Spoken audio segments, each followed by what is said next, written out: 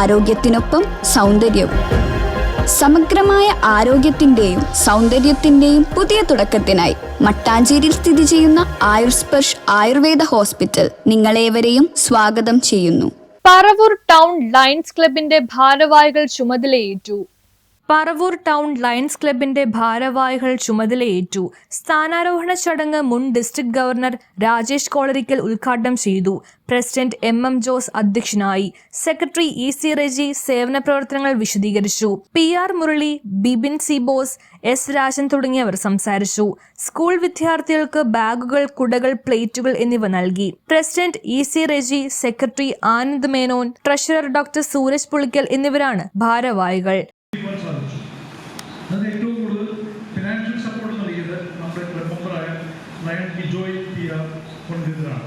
കൂടാതെ ക്ലബിലുള്ള കുറേ മെമ്പേഴ്സും സംഭാവന ചെയ്തിട്ടുണ്ട്. ഈ പ്രൊജക്റ്റിന് കൂടുതൽ മുൻകൈയെടുത്തത് secretary designated lion P Anand Menon PMJF ആണ്. ഇതിനുവേണ്ടി സംസാരിച്ച എല്ലാവരോടുമുള്ള ESTയുടെ ഗ്രാറ്റിറ്റ്യൂഡ് ഇവിടെ അറിയിക്കുന്നു. 25-26 വർഷം PSP ഒരു ടീമായിട്ടാണ് പ്രവർത്തിച്ചത്. അതുകൊണ്ട് തന്നെ നമ്മുടെ ക്ലബിനെ ഡിസ്ട്രിക്റ്റിൽ പോയിന്റ് നിലയിൽ ഉയർന്ന പദവിയിൽ എത്തിക്കാൻ സാധിച്ചു.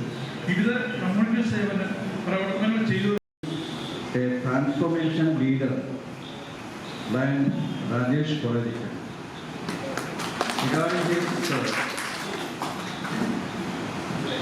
Rajesh Kolarikkal PMJF was born on 20th. I'm sorry, അദ്ദേഹം വളരെ ബ്രീഫായിട്ടേ പറയാമെന്ന് പറഞ്ഞിട്ടുണ്ട്. എങ്കിലും ഇവിടെ വന്നിട്ടുള്ള ഗസ്റ്റിന് അദ്ദേഹത്തെ പൂർണ്ണമായി അറിയില്ല എന്നതുകൊണ്ട് ഞങ്ങളുടെ ഒരു അതിവിശിഷ്ടനായ നേതാക്കന്മാർ ഒരാൾ നിലയ്ക്ക് അദ്ദേഹത്തെ പരിചയപ്പെടുത്താനുള്ള സമയത്ത് ലഭ്യതയായതുകൊണ്ടും ഐറ്റേക്ക് സ്പെഷ്യൽ പ്രിവിലേജ് തോന്നിയിട്ടുണ്ട്. പക്ഷെ എനിക്കുള്ളൊരു ഭാഗ്യമെന്ന് ഞാൻ ഇന്ന് കാണുന്നത് ലയൺ EC റെജിയെ 2 വർഷം മുമ്പ് ഞാൻ ഇൻഡക്റ്റ് ചെയ്തു ഇവിടെ വന്നപ്പോൾ.